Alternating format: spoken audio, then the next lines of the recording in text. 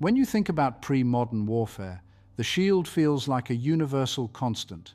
Across cultures separated by oceans and centuries, warriors carried defensive objects in one hand while a weapon occupied the other. Shields appear carved into stone reliefs, painted onto pottery, stitched into medieval manuscripts, and recovered from archaeological sites across Europe, Africa, Asia, and the Americas. In many military traditions, the shield was a foundational piece of equipment shaping how soldiers moved, fought, and survived. Because of this, the apparent absence of handheld shields in Japanese warfare feels puzzling.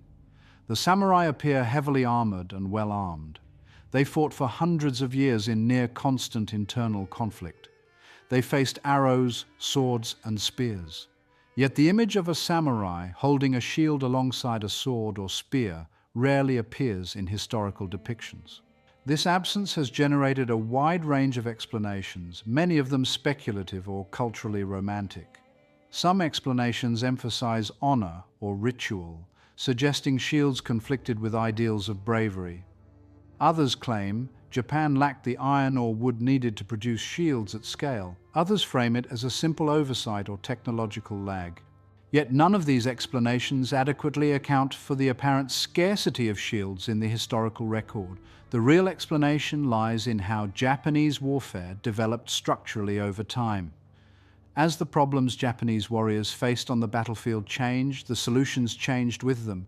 Armor, weapons, tactics, terrain use, and battlefield organization combined to make handheld shields unnecessary. Today, we'll uncover why one of history's most famous warrior cultures largely fought without something almost every other army relied on. Shields were not unknown in early Japan. In the centuries before the rise of the samurai as a distinct warrior class, Japanese armies resembled those of their continental neighbors in both organization and equipment. During the Asuka and Nara period of the 8th century, military systems drew heavily from Chinese models. Infantry formations formed the backbone of armies, supported by cavalry and archers. Soldiers carried straight swords, spears, and handheld shields. Armor consisted of lamella constructions assembled from small plates laced together, a style common across East Asia. These early armies fought in formations that made shields useful. Infantry moved together and defensive cohesion mattered. Shields provided frontal protection against missiles and melee weapons, especially when used in overlapping ranks. This period demonstrates clearly that Japan possessed both the knowledge and capacity to manufacture and deploy shields effectively. The later absence of shields, therefore, does not represent ignorance or inability, but rather a shift in military conditions. Beginning in the late Nara period and accelerating through the Heian period, which ended in the 12th century, Japan's political structure changed fundamentally. Power shifted away from a centralized imperial court toward regional elites who controlled land, resources, and armed followers. These elites did not maintain large standing armies in the continental sense. Instead, they relied on personal retainers, small groups of professional warriors bound by loyalty and reward rather than bureaucratic command. This decentralization transformed warfare, and large standardized formations became rare. Battles increasingly involved small numbers of fighters operating across wide areas. Commanders relied less on synchronized movement and more on initiative, maneuver, and individual decision-making.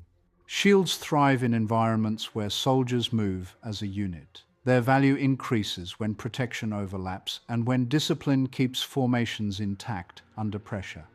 As Japanese warfare moved away from this model, shields lost much of their structural advantage.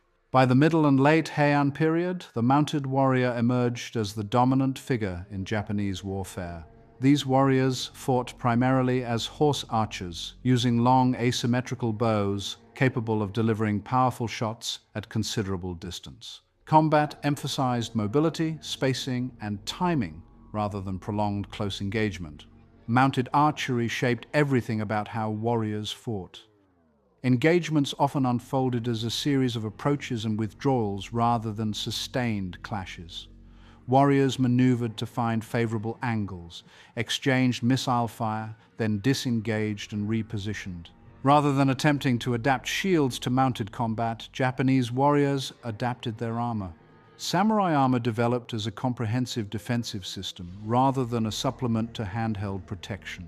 It was engineered as an integrated defensive system, one that assumed the warrior would fight without a handheld shield and compensated for that absence structurally.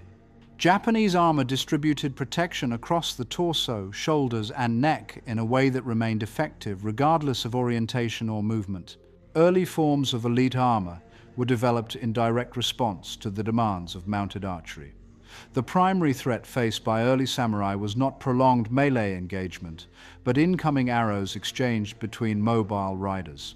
As a result, the most important areas to protect were the torso and upper body, especially from angles encountered while turning, braking, or repositioning on horseback. At a distance, this armor appears heavy and rigid, but its internal logic reveals a careful balance between protection and mobility. The cuirass provided strong frontal coverage, while large shoulder elements and helmet guards extended protection upward and outward. This allowed a mounted warrior to remain protected without needing to orient a separate defensive object toward incoming fire. In this armor, the torso section was deliberately cut away around the shoulders and armpits. These openings restored freedom of motion, but they also introduced vulnerable gaps. They were covered by articulated, free-hanging components collectively known as kogusoku. Unlike fixed plates, these elements moved independently of the main section, protecting exposed areas while allowing the arms and shoulders to operate without restriction. A fundamental principle of Japanese armor development was that protection followed movement rather than constraining it. Instead of forcing the warrior to adapt to his equipment, the equipment adapted to the mechanics of fighting from horseback. The most distinctive and functionally important component of this system was the osode. Osode were large, flat, rectangular lamellar plates suspended from the shoulders. Their size and geometry set them apart from most other armor elements. They were not closely contoured to the body. They presented broad, planar surfaces, closer in form to shields than to fitted armor. In mounted combat, a rider is rarely facing threats head-on. As the horse turns, slows, or braces, incoming fire often arrives from different angles. During these moments, the armor naturally swung forward and outward with the movement of the body. When this happened, they provided substantial coverage to the upper torso, neck, and sometimes the face, precisely where a mounted archer was most exposed. In effect, it functioned as body-mounted directional shields. They provided broad protective surfaces without occupying the hands. They moved with the rider rather than against him, and they offered coverage during moments of exposure without restricting weapon use. As Japanese warfare evolved, so did this armor system. When mounted archery declined in dominance and infantry combat became more central, armor styles shifted toward designs that wrapped more fully around the body, such as domaru and haramaki. At the same time, the large planar armor plates gradually diminished in size or disappeared altogether. What matters is that Japanese warriors absorbed the shield's function into the armor itself. By redistributing protection across the body, rather than concentrating it in a single handheld object, Japanese armor solved the same defensive problems that shields addressed elsewhere. Once that solution existed, the shield no longer offered a meaningful advantage. Japanese weapons reinforced the decline of shields further. The bow required two hands by necessity. The naginata polearm relied on wide arcs and leverage, generated through the entire body. The yari spear emphasized reach, thrust control, and coordinated movement, all of which demanded a stable two-handed grip. Even swords followed this pattern. The katana was designed for two-handed use. Its grip length, balance, and cutting mechanics favored coordinated movement between both arms, the shoulders, and the hips. Effective cutting depended on leverage and follow-through, rather than brute force. Introducing a shield into this system disrupted weapon mechanics, shortened reach, and reduced striking power. Within Japanese combat doctrine, the shield offered little that weapons and armor did not already provide. Japan's geography shaped warfare profoundly. Mountainous terrain, dense forests, narrow valleys, and limited open plains constrained movement and visibility.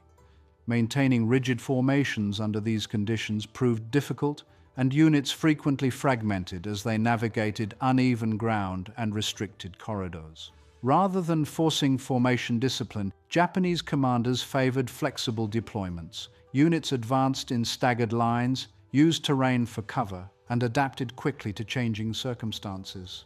Individual initiative remained important even as armies grew larger. Shields encouraged static defense and frontal orientation, while armor supports movement and adaptability. And in an environment defined by broken terrain and limited visibility, adaptability mattered more than rigid protection. When Japanese armies required shields, they often employed them as static structures rather than personal equipment. Large wooden screens were used extensively during sieges and defensive engagements. These screens could be positioned to protect archers and later gunners from incoming fire.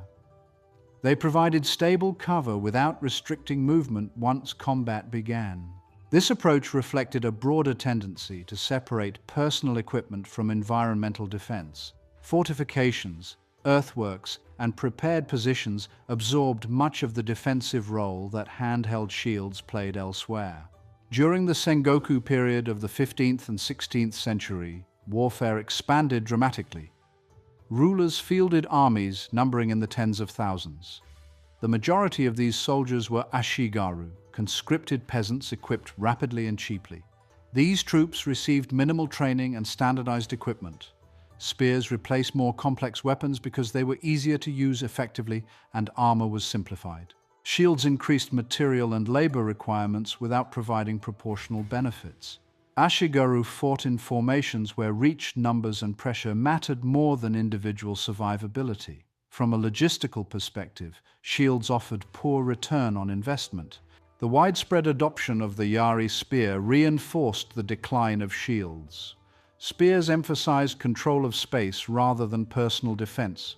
Their effectiveness depended on reach, coordinated thrusting, and forward pressure. A shield shortened reach and interfered with thrust mechanics. It complicated movement within formations that relied on spacing rather than density. Japanese spear units emphasized maneuver and aggression rather than static defense, a style poorly suited to shield use. Lastly, the introduction of firearms removed any remaining ambiguity. Handheld shields provided little protection against bullets. Attempting to thicken shields enough to stop gunfire made them impractical. Japanese armies adapted by reinforcing armor, improving helmets, and expanding fortifications. Defensive emphasis shifted upward and outward. Walls, earthworks, and prepared positions absorbed incoming fire. Personal equipment adapted within those constraints, and the shield had no role left to play. In summary, the absence of shields in samurai warfare reflects adaptation. Armor gradually replaced the shield's function, while weapons and combat techniques increasingly demanded the use of both hands. Mobility and flexibility came to shape battlefield tactics, and defensive priorities shifted into terrain, preparation, and formation. Shields were neither forbidden nor despised, they simply became unnecessary. As Japanese warfare evolved beyond the problems shields were originally designed to solve, there was no reason for them to return. Your support means a lot to us. If you would like us to continue making videos of this sort, consider liking, subscribing, and leaving a comment. As always, sources and further reading can be found in the description.